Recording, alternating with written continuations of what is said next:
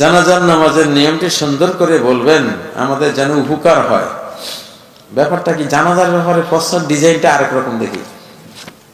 জানাজার সুন্দর নিয়ম হলো আল্লাহু আকবার বলে আউযু বিল্লাহি মিনাশ শাইতানির রাজীম, বিসমিল্লাহির রহমানির রহিম, আলহামদুলিল্লাহি রাব্বিল আলামিন, সূরা আল ফাতিহাটা পড়বেন। মাঝে মধ্যে অন্য সূরা পড়লেও পড়তে পারেন। তারপরে দ্বিতীয় তাকবীর দিয়ে দুরূদ শরীফ, তৃতীয় তাকবীর দিয়ে দোয়া, ওটা তো জানেনই, পরেরগুলিতে কোনো সমস্যা নেই, দোয়াগুলি আছে পড়বেন। চতুর্থ তাকবীর দিয়ে সালাম ফিরাবেন। সালাম একদিকে ফিরানোটাই সবচেয়ে বেশি দলিল এবং হাদিস সম্মত, ডান দিকে। দুই দিকে ফিরানোর পক্ষে একটা হাদিস যেহেতু আছে, দুই দিকে ফিরানোর সমস্যা নাই। এগুলো নিয়ে কোনো ঝগড়াঝাটি করবেন না। সালাতে শুরু করবেন আল্লাহু আকবার দিয়ে। এরপরে কি করবেন?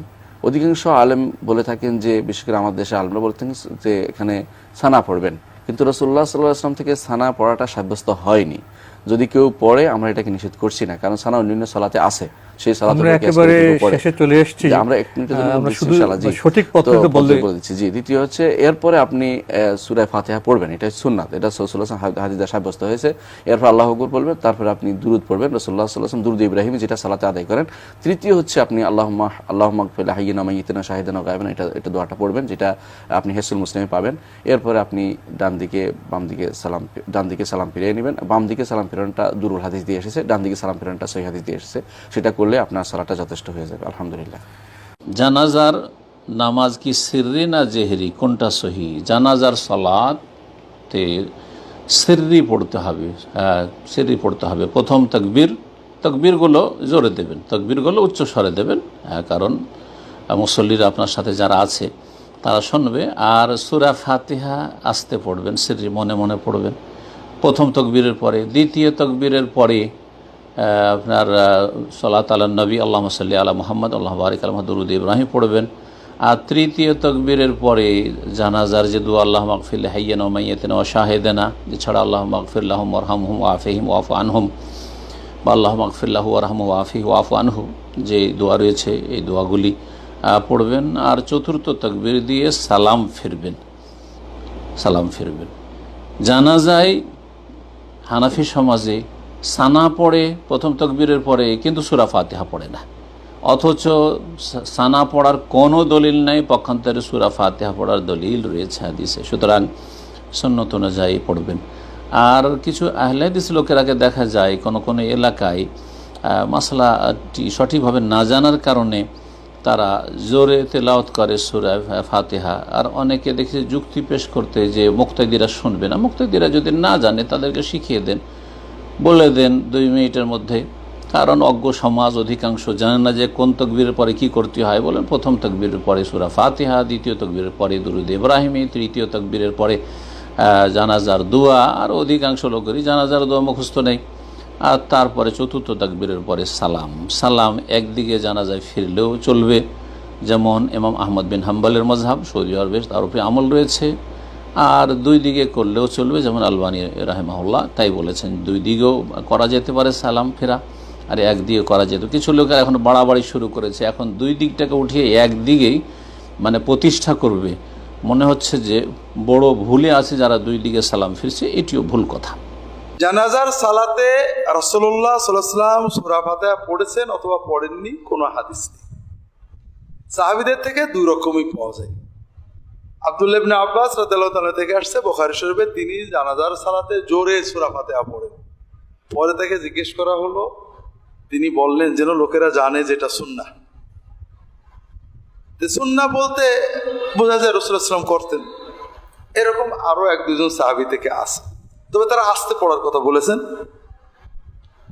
এর বিপরীতে আব্দুল্লাহ ইবনে ওমর এবং আবু হুরায়রা রাদিয়াল্লাহু তাআলা আনহু থেকে একেবারে টনটনে সহিহ হাদিস আসছে যে তারা সূরা জানাজার নামাজে কোনো কোরআন তেলাওয়াত করতেন না, কিছুই পড়তেন না, দোয়া টোয়া করে ছেড়ে দিতেন। এই জন্য আমরা উভয় পক্ষই প্রান্তিকতায় আছি। হানাফিরা যারা বলেন সূরা ফাতিহা পড়বে না, এরা গলত বলেন। হানাফি মাযহাব অনুযায়ী গলত বলেন। হানাফি মাযহাবের কিতাবেই লেখা আছে। দুর্ভাগ্য আমাদের দেশের হানাফিরাও পড়াশোনা করেন না, হানাফি মাযহাবের প্রায় সব কিতাবে আছে, স্বামী থেকে শুরু করে কানজুদ দাকায়েক, বাহরুর রায়েক, আমরা যে নুরুল ইজা পড়ি ওর লেখকের একটা রিসালায় আছে। তো যাই হোক, যে সূরা ফাতিহা পড়া যাবে, কারণ সানা পড়তে হয়, আর আল্লাহর সানা প্রশংসা হিসেবে সূরা ফাতিহাই সেরা। সূরা ফাতিহা পড়াতে কোনো দোষ নেই, না পড়াও দোষ নেই।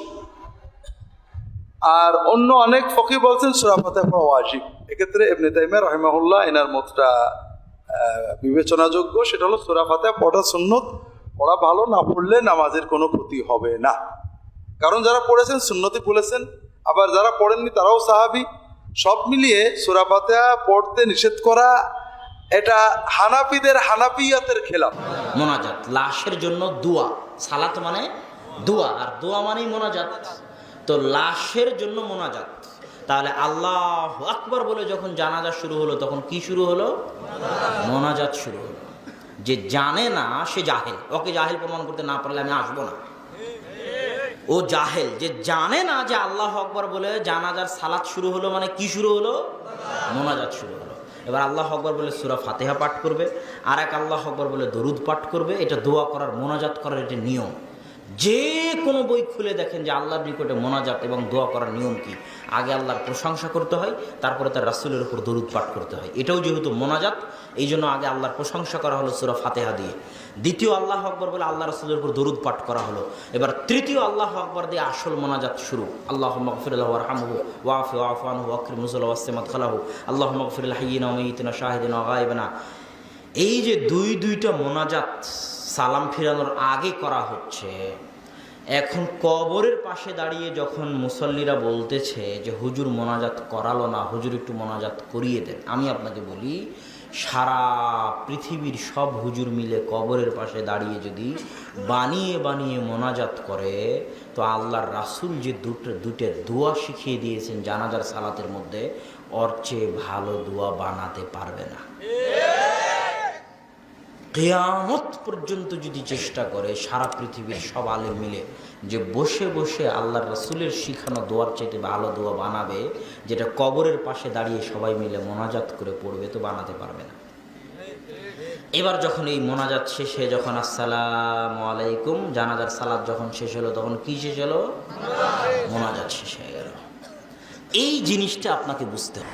জানাজার জন্য মানুষ দাঁড়ায়, আল্লাহু আকবার বলে সানা না পড়ে আউযুবিল্লাহ বিসমিল্লাহ বলে সূরা ফাতিহা পড়লো, বিসমিল্লাহ বললো অনেকটি সূরা পড়লো, আল্লাহু আকবার বলে দরুদ পড়লো, তারপরে আল্লাহু আকবার বলে সালাত মানে ডাকা, তাই বলতে লাগলো আল্লাহুম্মা গফির লাহু, আল্লাহ তুমি তাকে ক্ষমা করো, ওয়ারহামহু তুমি তার প্রতি রহমত নাযিল করো, ওয়াফিহি তুমি তাকে মাফ করো, ওয়াফানহু তুমি তার প্রতি নিরাপত্তা অবতীর্ণ করো, ওয়াকরিম নুজুলাহু তুমি তাকে দামি সম্মানী খাদ্য খেতে দাও, ওয়াসসিমাত খালাহু তুমি তার থাকার জায়গা প্রশস্ত করে দাও, ওয়াগসিলহু বিল মাই ওয়াসাল জালবারাদ কামা নাক্কাইতা সাবাল আবিজু মিনাদ দানাস তুমি তাকে ঠান্ডা স্বচ্ছ পানি দিয়ে ধুয়ে পরিষ্কার করে দাও, যেমনভাবে সাদা কাপড়কে ময়লা থেকে ধুয়ে পরিষ্কার করা হয়। আবদুলহু দারান খায়রান মিন দারিহি দুনিয়াতে যেই বাড়ি ছিল তার চেয়ে সুন্দর বাড়ি দাও, আহলান খায়রান মিন আহলিহি দুনিয়াতে যেই পরিবার ছিল তার চেয়ে সুন্দর পরিবার দাও, ওয়াজাওজান খায়রান মিন জাওজিহি দুনিয়াতে যে স্ত্রী ছিল তার চেয়ে সুন্দরী স্ত্রী দাও, অদখিলুল জান্নাহ তুমি তাকে জান্নাতে প্রবেশ করাও, ওয়াইদহু মিন আযাবিল কবর তুমি তাকে কবরের শাস্তি থেকে বাঁচাও, মিন আযাবিন নার তুমি তাকে জাহান্নামের শাস্তি থেকে বাঁচাও। আল্লাহুম্মা গফির লিহাইয়িনা আল্লাহ আমাদের যারা জীবিত তাদের তুমি ক্ষমা করে দাও, মাইয়েতেনা যারা আমাদের মারা গেছে তাদের তুমি ক্ষমা করে দাও, শাহেদেনা যারা জানাজায় উপস্থিত হয়েছে তাদের তুমি ক্ষমা করে দাও, গায়েবেনা যারা জানাজায় উপস্থিত হতে পারেনি তাদের তুমি ক্ষমা করে দাও, যাকারেনা যারা আমাদের পুরুষ তাদের তুমি ক্ষমা করে দাও, উনসানা যারা আমাদের মহিলা তাদের তুমি ক্ষমা করে দাও, সাগিরেনা যারা আমাদের ছোট তাদের তুমি ক্ষমা করে দাও, উনসানা কাবিরেনা যারা আমাদের বড় তাদের তুমি ক্ষমা করে দাও। আল্লাহুম্মা মান আহইয়াতাহু মিন্না ফাআহিলিল ইসলাম আল্লাহ যারা তুমি আমাদের যাকে জীবিত রাখবে তাকে মুসলমান করে জীবিত রাখো, ওমান তাওফাইতাহু মিন্না ফাতাওফাল আল ঈমান আল্লাহ তুমি আমাদের যাকে মারবে ইমানদার করে মারো। আল্লাহুম্মা লা তাহরিমনা আজরাহু আলা তাফতিনা বাদা আল্লাহ এই লোকটা চলে যাওয়ার পরে আমরা দুঃখিত হয়েছি, এতে তুমি আমাদের নেকি দান করো, এই লোকটা চলে যাওয়ার পরে তুমি আমাদের বিপদগামী করো না। আসসালামু আলাইকুম ওয়া রাহমাতুল্লাহ। আসসালামু আলাইকুম ওয়া রাহমাতুল্লাহ।